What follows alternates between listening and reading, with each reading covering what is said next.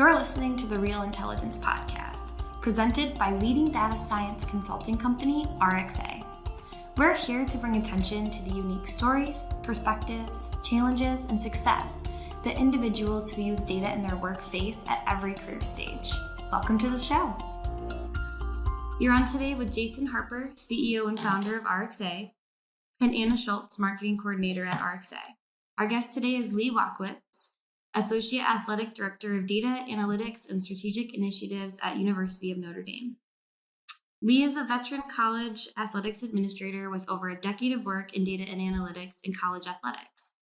Almost completely self-taught, Leigh has held positions from business analyst to SQL developer to analytics product manager at mid-major and Power 5 schools, the conference office and network, and industry partners.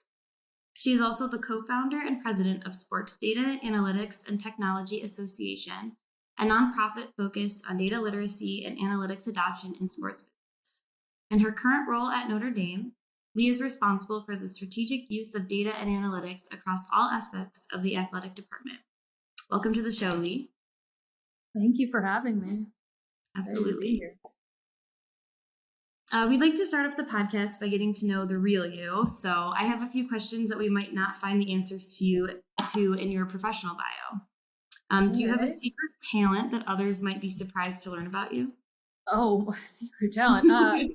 I don't think so, other than maybe I can juggle a soccer ball for an exceptionally long time from my youth sports career as a soccer player. So, or just anything round, probably, right? Like I could do it with ball that my dog uses too. So, yeah, I can juggle with my feet, not with my hands, with my feet. I would say that's even more impressive.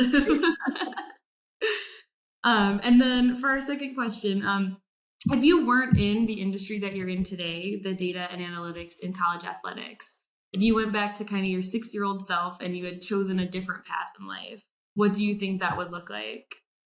I mean, outside of pro athlete, which no one ever, 1% of youth sports go pro, but I'd probably be a physical therapist or something in medicine, probably. Very cool. So as we do know, you did go down the path towards trailblazing analytics adoption in the college athletics industry.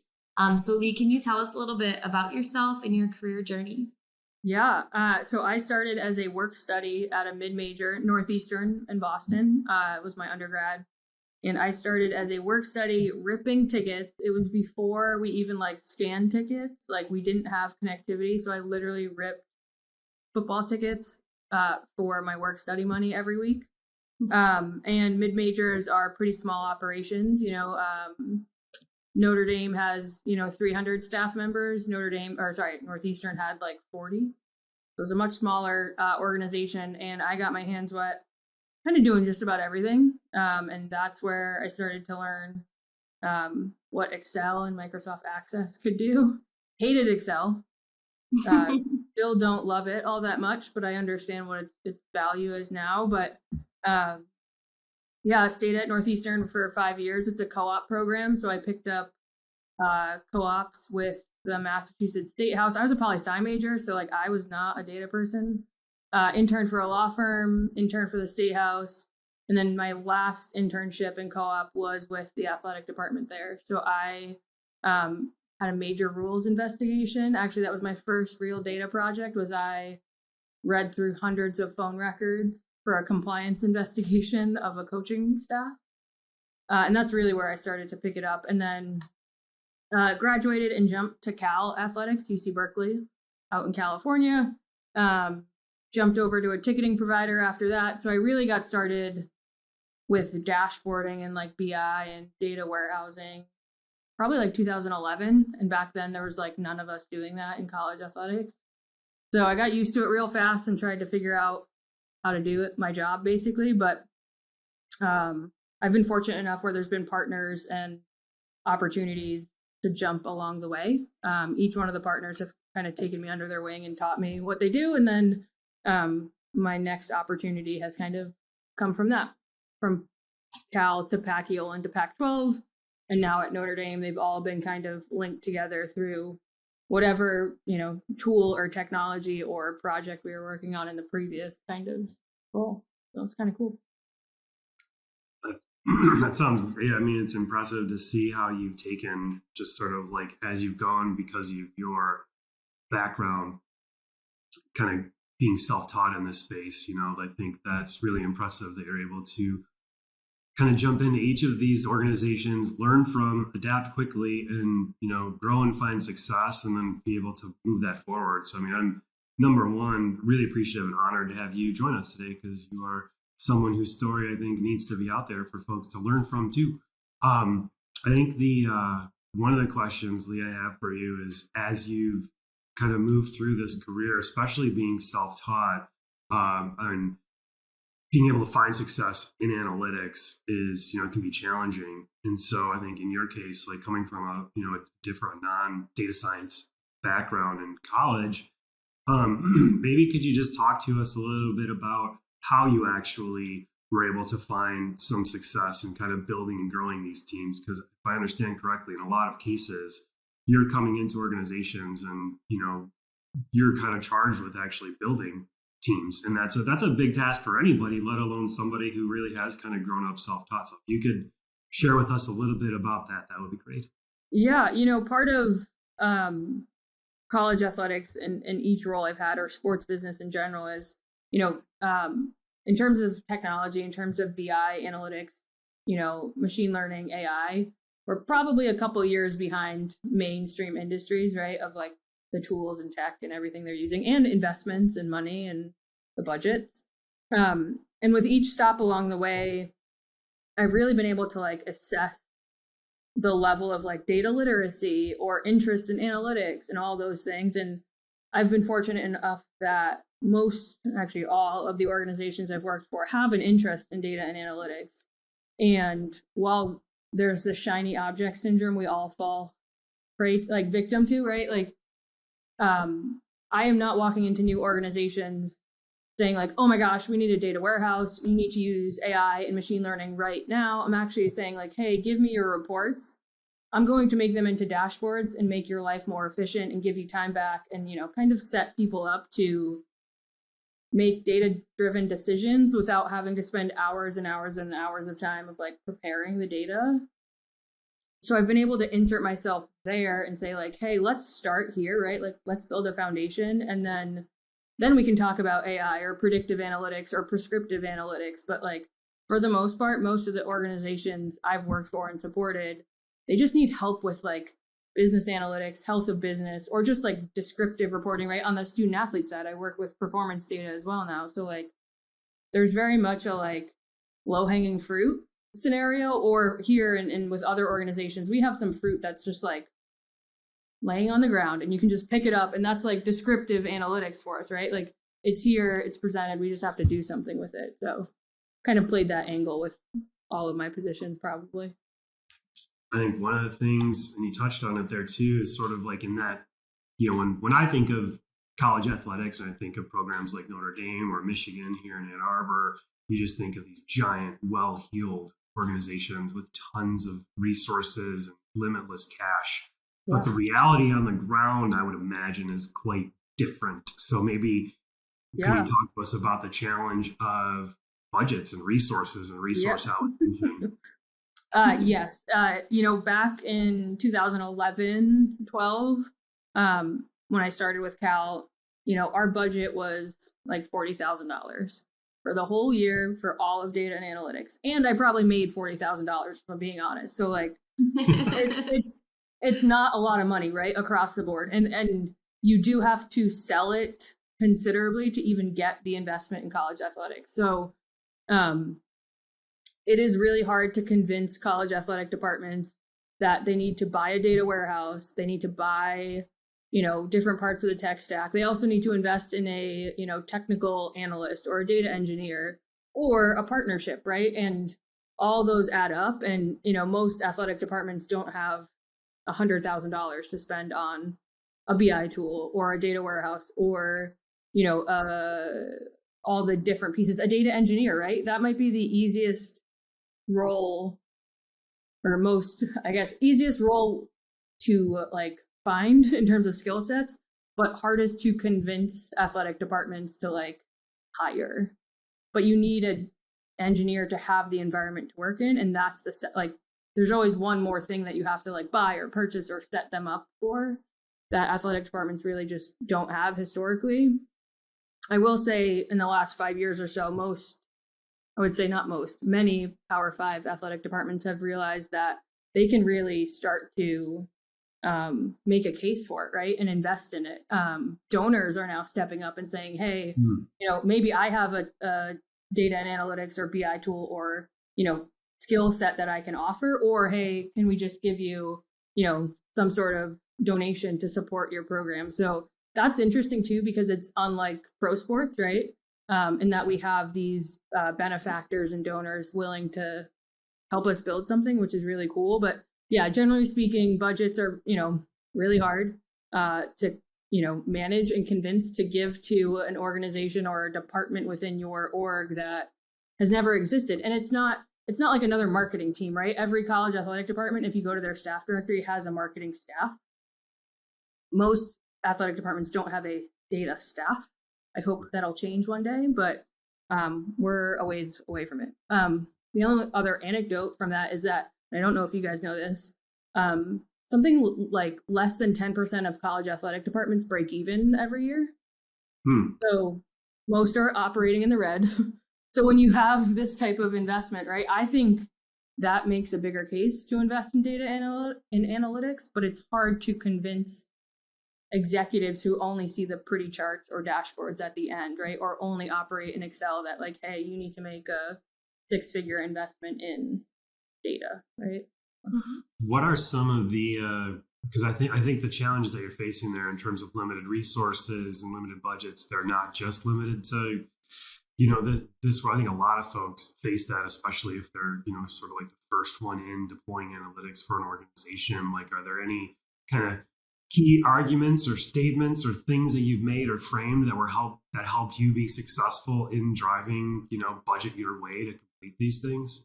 I think most of my experience was on the revenue generation side. So business analytics, ticket sales, email marketing, digital, social, right? All the constituent or fan facing parts of athletic departments. And some of the easiest measurable decisions or projects we've worked on is like dynamic pricing, right? Like generating revenue to say like, we used our data, we realized we could increase our ticket prices $5 per ticket, and oh my gosh, we generated an additional incremental $1 million. That helps when you go to your athletic director to be like, hey, we did this tiny little analysis, but hey, we actually brought in another X number of dollars. And you can kind of extrapolate that with your AD and be like, imagine what we could do with, more staff or a staff member, right? So I think that's big. I think the other projects we typically work on are like,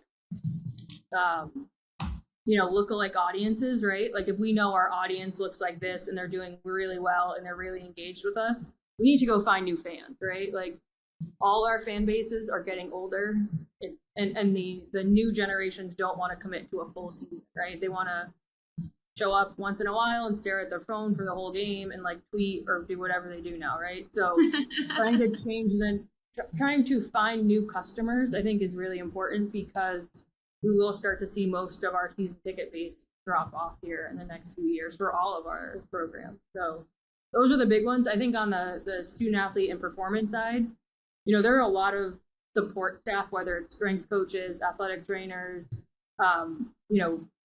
just support, student athlete facing. Their day job is not data and analytics, but they are like manually pulling data out of systems, bringing it to Excel, and like, again, not their day job, not part of their job description, but they're doing a lot of data prep and an analysis. And you need to like show that and expose it in a way that says like, hey, if you invest in a real effort here, those strength coaches can go back to working with the student athletes directly, right? Or the athletic trainers can go back to treating injuries and getting, student athletes ready to compete on the weekend, right? So making the case of like, yes, there's an ROI, there should be an ROI, but there's also an efficiency. Like if you calculate the number of hours saved, that's where we go to our leadership team and say, hey, help us invest here because it'll pay off in, insurmountable ways that like generate money or give people time back to support the student athlete. So I love it. I think if I could go to a couple of categories there, the first scenario being like showing like a short, small proof of value where you're able to look at, a business impact. Here's a business problem. If we solve it, it's worth X. And here's a small thing that we did using data and analytics, which is this little bit, we generated $1 million, right? Yep. Sort of like, and that's like a very, I would say, kind of scrappy attitude of like, all right, I'm going to figure this out and show you what we're working. And I'm not going to tell you what's possible. I'm going to show you what we did, which I'm sure that's a very strong case to make. I love that. I think too, it's one of the taglines I say a lot here is like the right information at the right time and the right medium. So like somebody can make a decision, right? Like I'm not in the business of making decisions. I'm in the business of giving people the data, right? Or the insights so they can make decisions. And something as simple as like putting that information, Jason, on somebody's phone, right? Like our strength coaches are running around with student athletes, but if I can put it on their phone and like that saves them 5 hours a week of having to sit at their desk, like that's huge, right? Or if our athletic director can get their numbers on their phone right now, that's huge. So, well, I think to me, Leigh, you touched on something there that is critical in this world of data science and artificial intelligence and decision sciences based in data, and that this human in the loop decisioning, where you're not just trying to use the machines and the data to say, here's your answer, it's, do this. It's more, here's some possible answers. Here's the insights and information you need at this moment in time for that person to go and make an informed decision on top of it. And I think that human in the loop aspect, and I think that transcends, beyond athletics and performance and using that, because they're in every field there are experts, and that human expertise and experience, I think, layered on top of this, artificial intelligence type of a solution, that's where you get like exponential value out of these things. Totally. I think it helps with like trust and like credibility in the data too, right? I think that could be a whole other talk because I talk about that a lot of like my dashboards are only good if somebody trusts them, right? And with the AI stuff, right? Like the further you get away from like, oh, this is my Excel, I know these numbers because I pulled them, the further you like the degrees of separation you get away from like the end user, they get a little nervous and they get a little scared that like the computer's going to tell them what to do, but did they take into all my, my 10 different gotcha moments or whatever. So I do that a lot here where I like make bridges, right? Like there's a crosswalk to like, hey, here's where you were, here's what we're looking at, here's what I'm building, here's where we can go with it like later, but they have to trust whatever we're going to put in front of them, whether it's a simple dashboard or, a machine learning model that spits out, I don't know, new ticket prices or something. So with that, I think I will ask you a question about, have you ever been, and feel free to plead the fifth, but maybe I want to talk about a time where maybe you had an issue or something where credibility was hurt and trust was lost. Have you ever experienced that? I certainly have, where I screwed stuff up. So if you're willing to share like a lessons learned from Leigh, I'd appreciate that. Yeah, I mean, it certainly happened. I want to say even back, I don't remember the exact example when I was at Cal, but when I was at Cal, I was pulling data in the morning, preparing a manual Excel, for eight different ticketed sports, and then like sending them on to people. And it was really easy just to have like a typo, right? That breaks everything, or you fat finger a number and 1 million becomes 10,000 or something, right? Like more recently though, I think the trust in the data, like data pipelines, you guys know this, APIs, SFTPs, they can all break. And I think when you talk to certain end users, they think it's all just easy, right? It's like how water shows up at your faucet, in your house. Like, oh, I turn it on and I get water. Well, I'm going to turn on this dashboard and I'm going to get data. Well, there can be a hiccup along the way. And more recently, we've had hiccups along the way where, I'm doing calculations, I'm showing totals, I'm doing math, right, on numbers, and there's a hiccup, and then the domino effect downstream is just like the numbers are now wrong, nobody trusts them because of one little pipeline like issue that nobody can see on the surface other than the data people who know what is under the hood, right? So I've had it happen recently where we've had to articulate like, hey, here's what's going on. It looks wrong, but like we know it's coming back. Like, bear with us, please be patient, right? Like, try to getting out ahead of the issue with transparency, right? That's the other thing. We are introducing massive loads of transparency now in my organization now, in my previous ones, where like the transparency is good. It's going to show you the good, the bad, or the incorrect, but like you have to communicate and get out ahead of it. So I've certainly had it happen. Not great, but we've been able to kind of talk our way through it in almost every scenario. So. Well, I like that. I think kind of along those lines, maybe if you could speak just to folks who may be looking to join an analytics team in the college sports world, like maybe kind of talk them through how that could go, any advice you could give them. I think I'd love to hear that. Yeah. So I think it kind of depends. One, high level, just in sports in general, you really have to figure out if you want to work for, like, if you're a sports fan, if you're a Michigan fan and you really want to work for Michigan, right? Like, you're going to see like the way the sausage is made, right? It's not going to be glamorous. It's going to be messy. It's going to, like, there could be days where you hate your job. And if you are a super fan of the organization you work for, you have to come to terms with, like, if you're willing to work in that environment, right? Or you have to show up to work in a way like that does not, like, we all love super fans, but like this is your day job, right? So like, as people try to break into sports, I think it's important that they consider where and how they want to work for. I also think you don't want to put all your eggs in one basket and say, like, I'm a diehard Michigan fan, I will only work for Michigan. I think, especially in college athletics, prior to the pandemic, we moved around the country. I've lived on the West Coast, the East Coast, and now in the Midwest.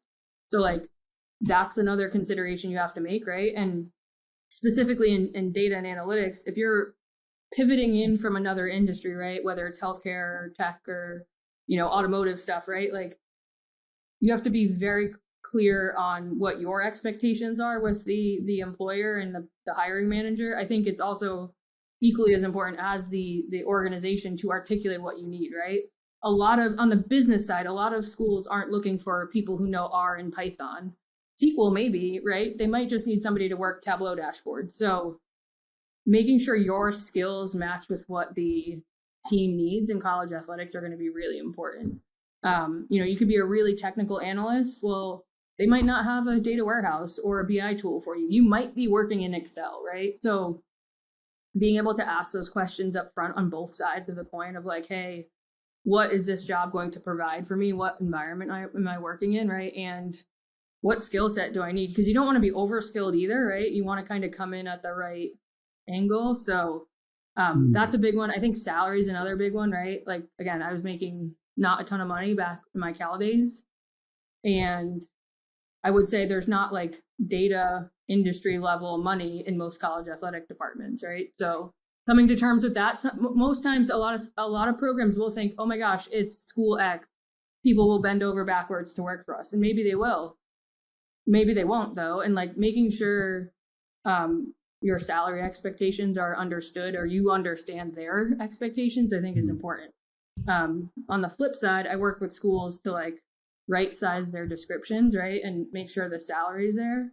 You guys have probably seen those job descriptions that are like, you need to know Tableau and you need to be certified in Tableau and Salesforce and R and SQL and right? Like, it's a kitchen sink, and college athletics throws all the buzzwords out there sometimes and says like, we need this person.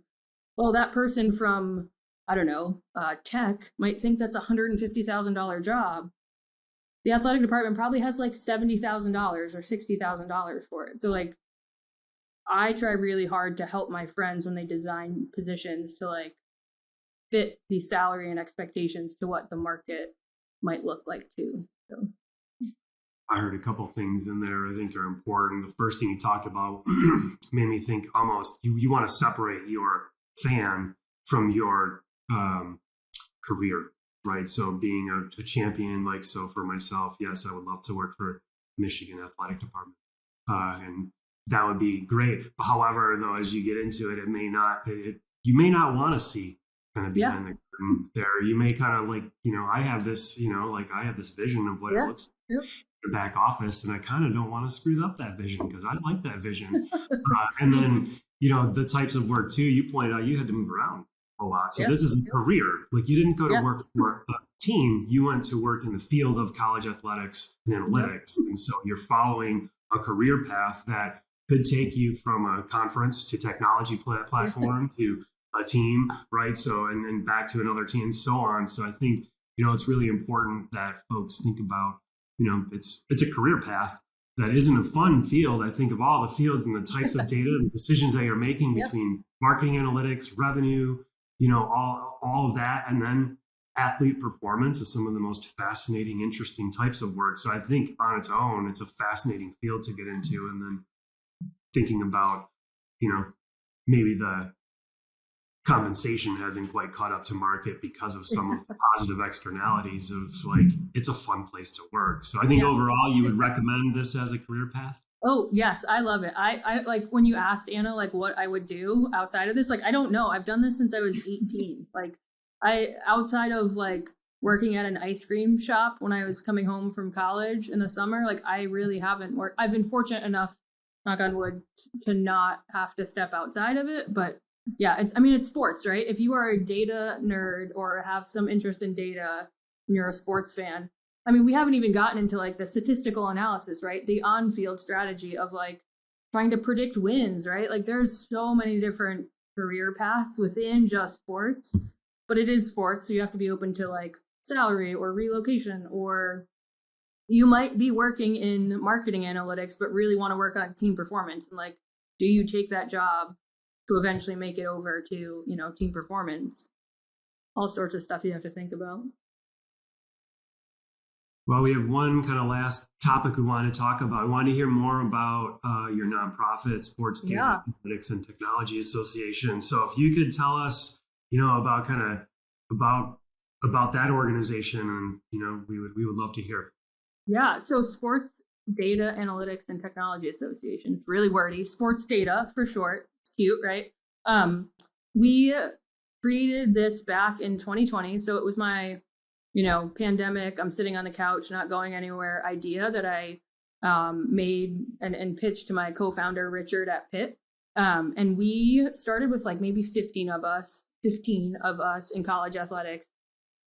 And we really just said like, hey, if I back up, there are professional associations in college athletics for marketing, ticket sales, ticket operations, development or fundraising, facilities and events.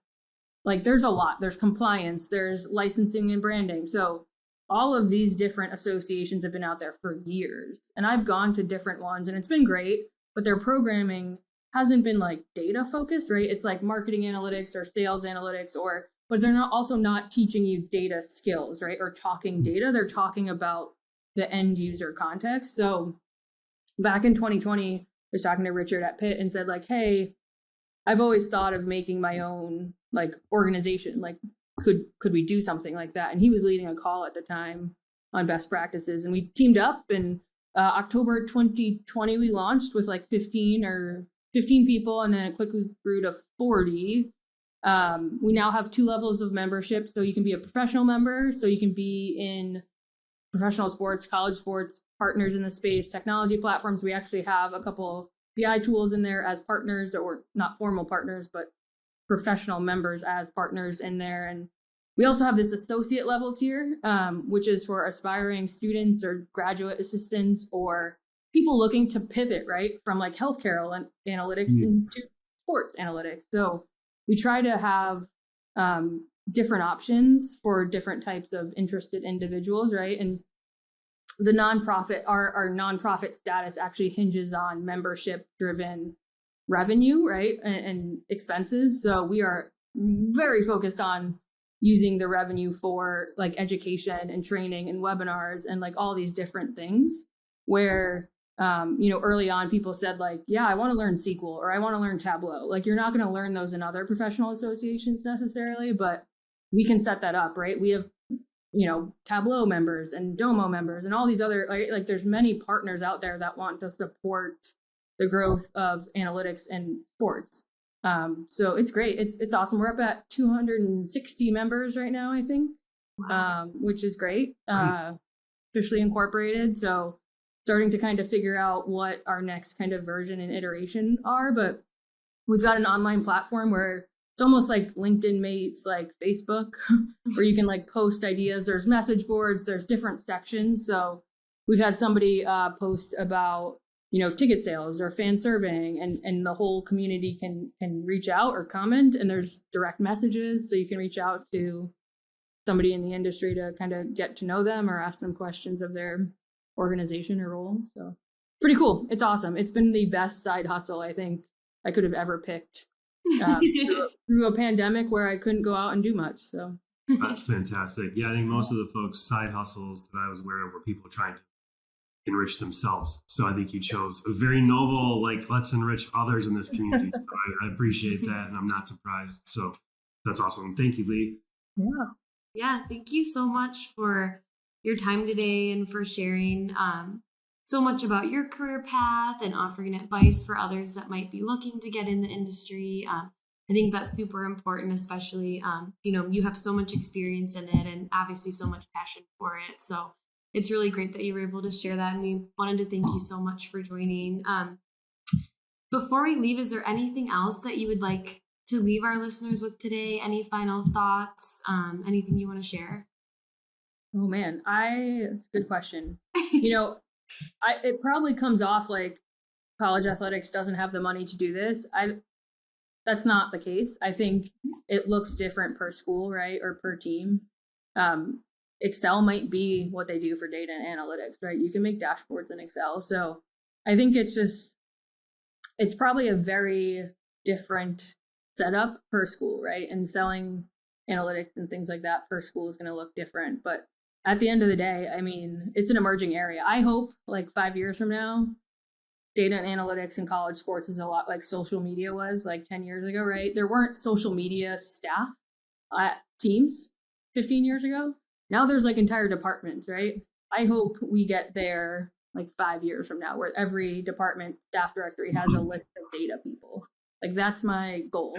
I don't know how I can do it, but from one place, but that's what I hope to see soon. So.